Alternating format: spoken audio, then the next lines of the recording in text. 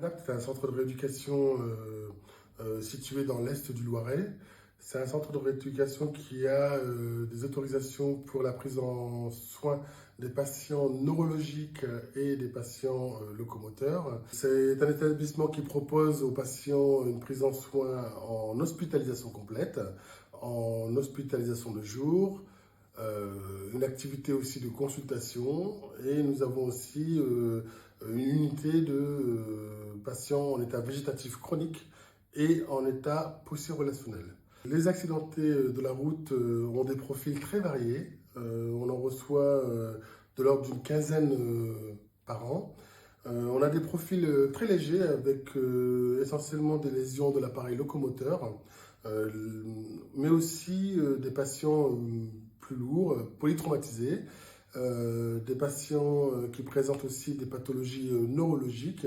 Ça peut être de la paraplégie, ça peut être des atteintes du système nerveux central encéphalique, donc des traumatisés crâniens essentiellement.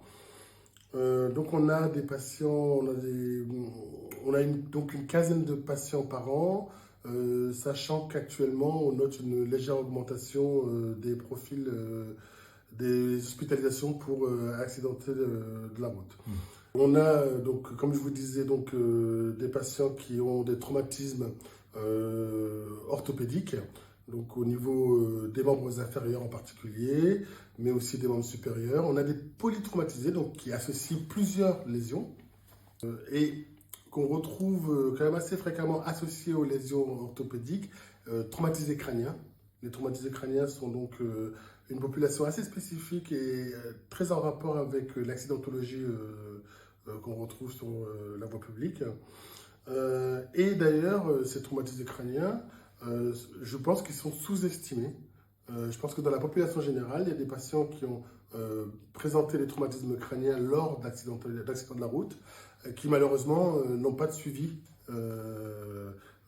rééducatif ou neurologique. On reçoit vraiment une population très variée en termes d'accidents de la route, en termes de causes d'accidents de la route.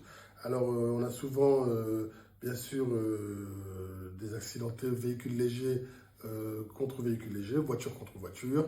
On a aussi des accidentés liés à l'usage des trottinettes. On a aussi des piétons qui subissent aussi des accidents de la route. Et parfois même, j'ai eu un patient qui était chauffeur routier. Voilà. La population, l'une des spécificités aussi, c'est souvent la jeunesse. On a une population qui est souvent en dessous de 30 ans. On constate quand même l'augmentation en nombre d'accidents.